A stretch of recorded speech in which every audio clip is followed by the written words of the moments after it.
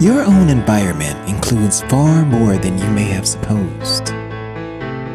In actuality, you are aware of very little of your larger, more extensive environment. Consider your present self as an actor in a play. Hardly a new analogy, but a suitable one. The scene is set in the 20th century. You create the props, the settings, the themes. In fact, you write, produce, and act in the entire production. You and every other individual who takes part. You are so focused in your roles, however, so intrigued by the reality that you've created, so entranced by the problems, the challenges, hopes, and sorrows of your particular roles that you have forgotten that they are of your own creation. This intensely moving drama, with all its joys and tragedies, can be compared with your present life, your present environment, both individually and in mass. But there are other plays going on simultaneously in which you also have a part to play. These have their own scenery, these have their own props.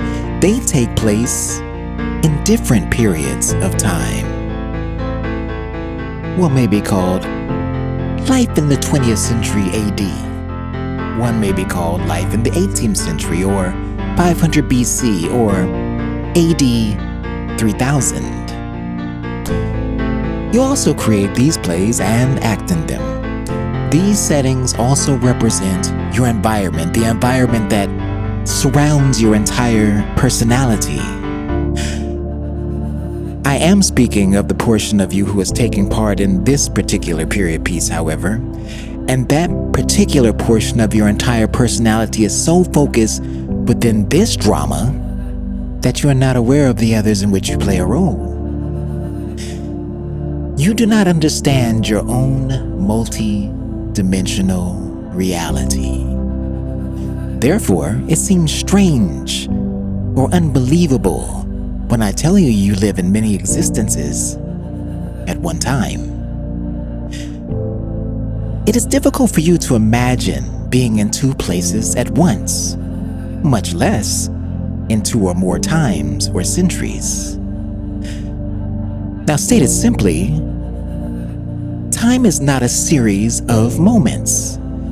The words you speak, the acts you perform, appear to take place in time as a chair or table appears to take up space. These appearances, however, are a part of the complicated props that you have set up beforehand. And within the play, you must accept these as real.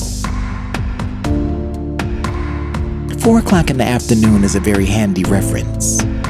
You can say to a friend, I will meet you at 4 o'clock at the corner, or at a restaurant for a drink or a chat or a meal, and your friend will know precisely where and when he will find you. This will happen despite the fact that 4 o'clock in the afternoon has no basic meaning, but is an agreed upon designation.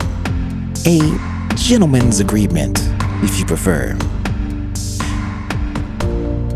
If you attend the theater at 9 o'clock in the evening, but the actions of the play take place within the morning hours and the actors are shown eating breakfast, you accept the time given within the theater's play. You also pretend that it is morning. Each of you are now involved in a much larger production, in which you all agree on certain basic assumptions that serve as a framework within which the play can occur. The assumptions are that time is a series of moments, one after another, that an objective world exists quite independently of your own creation and perception of it. That you are bound within the physical bodies that you have donned, and that you are limited to time and space.